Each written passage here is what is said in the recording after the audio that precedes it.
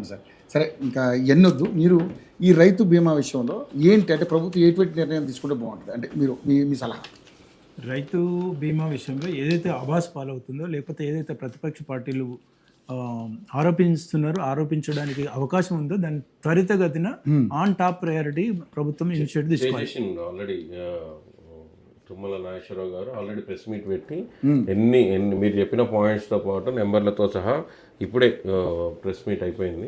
తను పూర్తిగా ఎన్ని మొత్తం పే చేసిన లిస్ట్ కూడా మీడియాకు ఈ రోజా మన టాపిక్ కి ఇప్పుడు అది అంత ఒక చిత్తశుద్ధితోని ప్రభుత్వం ఎప్పుడు కూడా ఒక అన్నిటినీ ఏకంగా 100 బట్టలు ఒకటే సత్వం ఉత్తలేము. ఇప్పుడు ఇవాళ తుమ్మల నాగేశ్వరరావు గారు ఫస్ట్ ఆఫ్ ఆల్ మనం అప్రిషియేట్ చేయాలి, ఇనిషియేటివ్ తీసుకున్నాం. ఇప్పుడు ప్రతిపక్ష పార్టీలు ఏమంటారు తెలుసా, నేను అన్నందుకే నువ్వు కళ్ళు తెరిచినావు, నేను అన్నందుకే నువ్వు చేసినావు అంటే ఎవరైనా ప్రశ్నించక మీరు చెప్పిన 66,038 రైతు కుటుంబాలకు 3,301.90 కోట్ల రైతు బీమా చెల్లింపండి. అయితే ఇప్పుడు ఇంకా 3,000 చేంజ్ లేదు. ఇప్పుడు ఫ్రెష్ అప్డేట్ లో ఈ 25-26 దానికి ప్రీమియము 1,359.56 కోట్లకు ప్రభుత్వం పూర్తిగా చెల్లించిందంట. దీంట్లో 20,087 కుటుంబాలకు 1,004.35 కోట్ల బీమా. కన్ఫ్యూజన్ మనకు అవసరం లేదు. ఆన్ యావరేజ్ ఎవ్రీ ఇయర్ రాష్ట్ర ప్రభుత్వం 47 లక్షల పైచిలకు వాళ్ళకు 47,87,000 మందికి ఇన్సూరెన్స్ రిజిస్టర్ చేసింది. ఈ ఇయర్ 92.16. అయితే దానికి కావాల్సింది వాళ్ళు డబ్బులు కట్టాల్సింది 1,347 కోట్లు చిల్లర ఇయర్లీ ప్రీమియం కడితే ఒకసారి ఆఫ్ పేమెంట్ కట్టేశారు. మళ్ళీ ఉన్న బకాయిలు మళ్ళీ అందులో కొంత కట్టేస్తే 430 కోట్లు. మీరు చెప్పింది 1347 కట్టేసింది. 42.16 lakhs రైతులు రైతు బీమా పథకంలో నమోదు చేసుకున్నారు. వాళ్ళకు ప్రభుత్వం ఆల్రెడీ 1,359.56 కోట్లు ప్రభుత్వం పూర్తిగా చెల్లించేసింది. దాంట్లో 20,000 కుటుంబాలకు ఇప్పటి వరకు 1,004.35 కోట్లు బీమా సహాయం అకౌంట్లోకి వెళ్ళిపోయింది.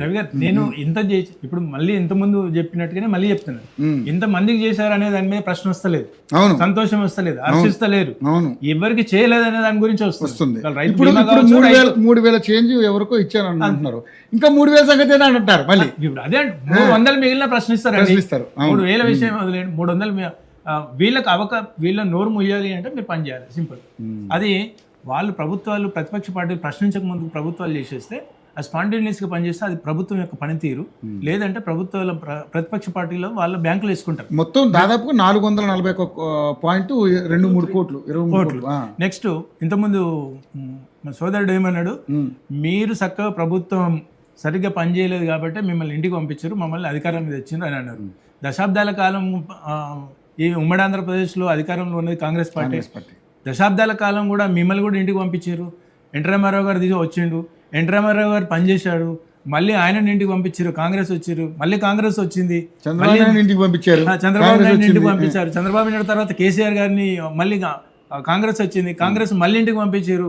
బీఆర్ఎస్ వచ్చింది, బీఆర్ఎస్ ను కూడా ఇంటికి పంపించారు, కాంగ్రెస్ వచ్చింది. అంటే ఇవాళ ఎవరు శాశ్వతం కాదని చెప్పడం కోసం. అట్లాగే ఇంకోటి ఇందాక రమణ మురళి గారు బీజేపీ కూడా వచ్చి కష్టం అంటే ఏమో చెప్పలేము, ఎందుకు కష్టం, ఎందుకు కష్టం వీళ్ళ బలమెంతో ఈయన చెప్పలేదు, సాయి చెప్పలేదు, ముందే చదివిండు. ఆయన ఆ డిబేట్ లో అన్న వర్షన్ వచ్చినప్పుడే మీరు 8 మంది ఎంపీలు, 3 ఎంపీఎల్సీలు, 8 మంది ఎమ్మెల్యేలు, అంతా వాళ్ళ బలమంతా చదివిండు. అంటే అదొకటి. ఇంకోటి మీరు ఏదో అన్నారు, ఫ్యూచర్ సిటీ. ఫ్యూచర్ లేని వాళ్ళకి ఫ్యూచర్ సిటీ గురించి మాట్లాడే అర్హత ఎక్కడ ఉందా? మంచిగా వినండి, మా సోదరుడు కూడా వినాలి. ఫ్యూచర్ లేని వారికి ఫ్యూచర్ సిటీ ఎందుకు అంటే ఈ రాష్ట్రంలో లేకపోతే ఈ భూమి మీదకి వచ్చిన కేసీఆర్ గారు 500 సంవత్సరాలు బతుకుతాని సెక్రటరియట్ కట్టిన ఎవరికుంటుందండి, ఎవరి శాశ్వతం కాదు కదా. రాజకీయమే అంటే రాజకీయంగా ఫ్యూచర్ లేదని వాళ్ళు అక్కడ ఎక్స్ప్లెయిన్ చేసిన కదా, నేను ఎక్స్ప్లెయిన్ చేసిన కదా. గతంలో మరి నీకుందా, బీఆర్ఎస్కి ఉందా, కాంగ్రెస్కి ఉందా, టీడీపీకి ఉందా? ఎవరికి లేదు. ఉన్న పరిధిలో అధికారంలో ఈ రోజు ఉన్నప్పుడు ఈ రోజు ప్రజలకు ఏం చేస్తాం అనేది ముఖ్యం. ఫ్యూచర్ లేని సిటీకి, ఫ్యూచర్ లేని వాళ్ళకి ఫ్యూచర్ సిటీ అంటే ఉదాహరణకు చెప్తున్నాను. అదేవిధంగా స్కూల్స్ సోదరుడు అన్నాడు అందరికీ చదివిండు, అంగన్వాడీ టీచర్లకు మున్సిపల్ అప్రిషియేట్ చేస్తాయి. ఎస్, తెలంగాణ రాష్ట్రం వచ్చిన తర్వాత ప్రభుత్వ ఉద్యోగాలు కానీ కాంట్రాక్ట్ ఉద్యోగాలు కానీ పెంచారు. దీంతో పాటు రాజకీయ నాయకులు కూడా పెంచుకున్నారు బ్రహ్మాండంగా, దాన్ని కూడా పెంచుకున్నారు. మరి అది కానీ అన్యాయం విజయసాగర్ గారు, ఆయన ఫామ్ హౌస్ లో కూర్చొని జీతం తీసుకోవడం కరెక్ట్ కాదు అసలు. ఇదొకటి సమస్య మీద మాట్లాడాలి కదా. ఇదొకటి అట్లనే స్కూల్స్ గురించి మాట్లాడుతున్నారు ఇవాళ. స్కూల్స్ గత ప్రభుత్వం బీఆర్ఎస్ ప్రభుత్వంలో ఎన్ని వందల వేల స్కూల్స్ బంద్ అయినాయి మనందరికీ తెలుసు. 1400 స్కూళ్ళు తీసేశారు, మరి బంద్ చేశారు. ఇవాళ కాంగ్రెస్ పార్టీ అధికారంలోకి వచ్చినాక కూడా కాంగ్రెస్ పార్టీ అధికారంలోకి వచ్చిన తర్వాత కూడా మళ్ళీ స్కూల్స్ అదే ఒరవడి జరగట్లేదు. ఇంకొకటి చెప్పదలుచుకున్నాను, మంచి చెప్పాలి. ఈ రైతు బీమా అనేది ఏదైతుందో, రైతు బీమా ఐక్యరాజ్య సమితి కూడా అప్రిషియేట్ చేసింది. అందుకే అంటున్నా నేను, ఐక్యరాజ్య అంటే ఆ రేంజ్ లో మంచి పేరు వచ్చింది రైతు బీమా.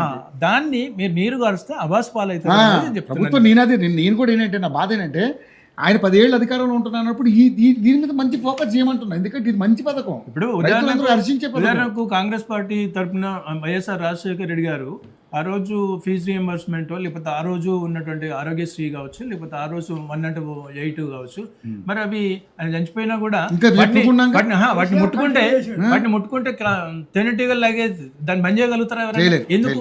అది నిజమైనటువంటి ఒక లబ్ధిదారులకు అది చేయాలి. అంటే అటువంటి సంక్షేమ పథకాన్ని మీరు నీరు గార్చొద్దు, లేకపోతే నెగ్లెక్ట్ చేయొద్దు. ఒక్కటే ఇప్పుడు ముఖ్యంగా ఇప్పుడు టైం చెప్తున్నాను. ఇంటర్మీడియట్ విద్యార్థులే కానీ 10th క్లాస్ ఇంటర్మీడియట్ విద్యార్థులు